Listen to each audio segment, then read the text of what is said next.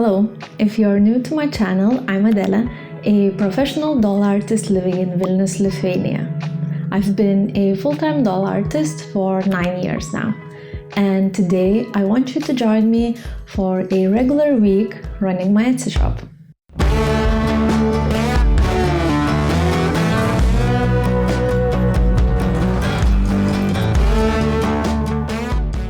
Okay, let's get started. My Etsy shop is just one part of my overall doll making business. I also create ball jointed dolls and have online courses about doll making. If you want to hear more about how I constructed this small doll making business, I recommend watching these two videos where I talk more about it. Today, I want to concentrate only on Etsy and show you what it means to be a doll artist selling on Etsy.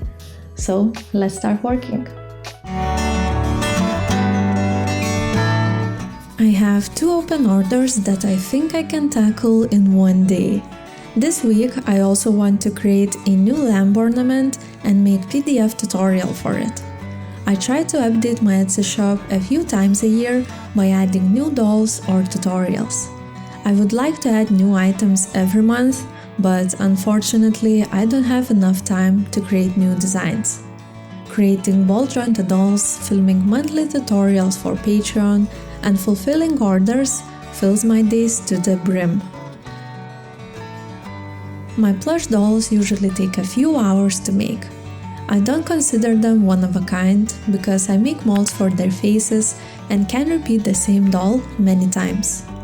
Everything is still handmade and they always have slight differences, but because I don't need to sculpt new faces every time, my dolls can be cheaper and more accessible for everyone.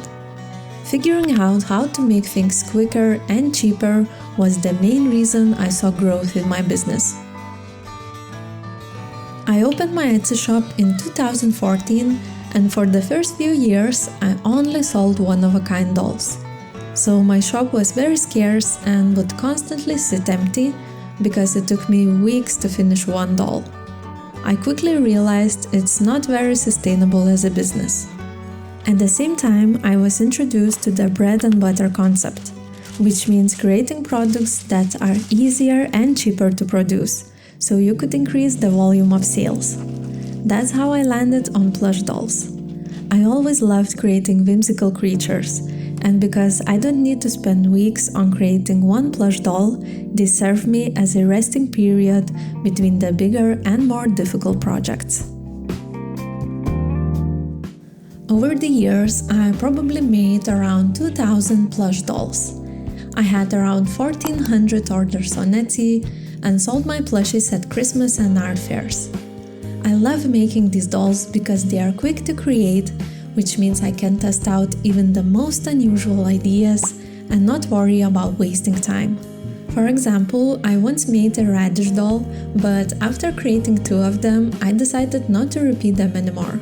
So I just stopped. I appreciate the simple nature of these dolls and they help me to recharge creatively a lot.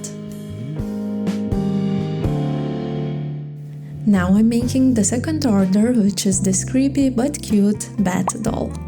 All the faces for my plushies are made from plaster, which is used for sculptures, castings and molds. This plaster is very strong, but still quite lightweight, and most importantly has a very smooth texture. Once the plaster face is ready, I spend a considerable amount of time painting it to create the perfect expression for my doll. Although painting the face is the most time-consuming part of the process, I thoroughly enjoy bringing my dolls to life with their individual personalities. The workday is almost done. I just need to pack this last order and go to the post office to drop it off. I love living in Vilnius because almost everything here is in walking distance, so a nice walk before going home is guaranteed.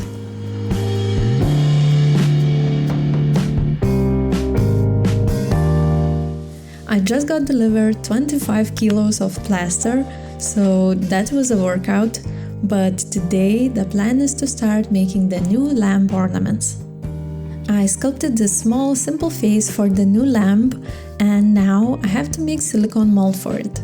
It's a very easy process, and after that I will be able to cast as many of these faces as I need. I use 2 parts silicone, which has to be measured thoroughly.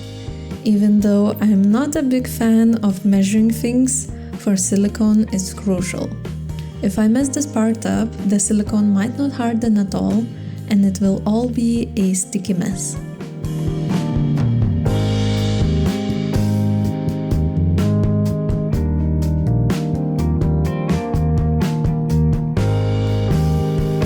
I just got 2 more orders, so it seems like it's gonna be a busy week.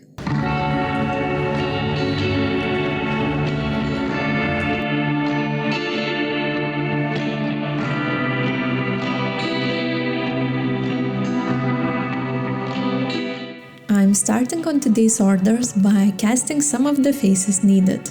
This one is for my mushroom girl, which is definitely a bestseller in my shop. And I completely understand why. She's so cute.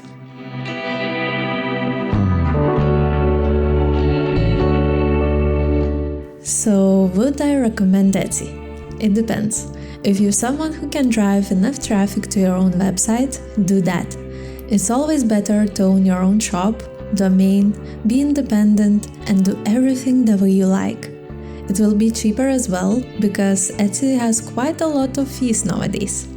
But this route is only for those who can bring enough people through social media, Google search, or paid advertisement. If you are not one of those people, Etsy is a great option. I appreciate the fact that Etsy provides a platform with a big audience. Being a marketplace, it attracts millions of people who are searching for products. This means that if you don't have a lot of followers or excellent marketing skills, Etsy can help you to reach your potential customers.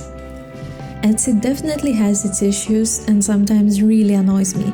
For example, the constant change in search algorithm or the vast amounts of cheap products from China.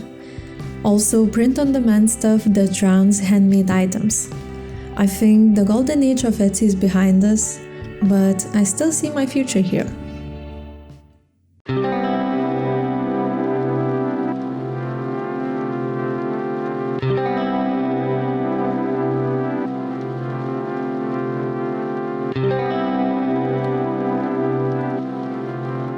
Today, I want to finish up the lamp ornaments, so I will start with painting the faces.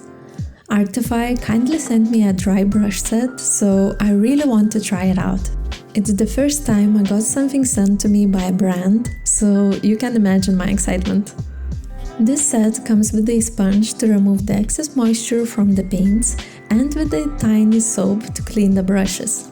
I usually paint my dolls with soap pastels, and these brushes will probably work with them too, but today I will use acrylic paint.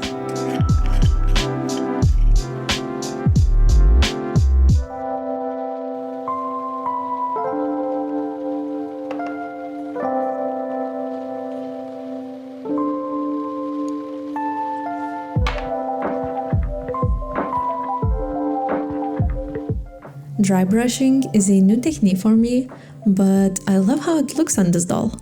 The sponge didn't do much for me. I still prefer paper towels to remove the excess paint or moisture, but otherwise these brushes were lovely. The packaging feels very nice too.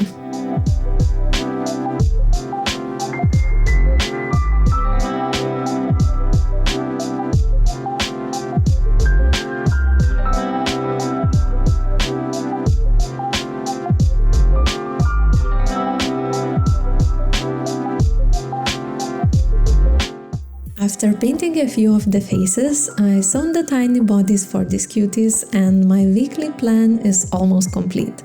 Tomorrow I will do a quick photo shoot and list them on Etsy. Here you can see my simple setup when I do photo shoots for my dolls. I prefer shooting in a natural light and only use the additional lamp to reduce the shadows. I try to create a nice scenery with the additional decorations that give my pictures a little bit of a story. Now I will list it on Etsy and hope for some orders. I hope this video was useful and interesting to watch. I would love to hear your experience with Etsy, so leave me a comment. Everything I mentioned in this video will be linked in the description below. Thanks so much for watching and see you next time.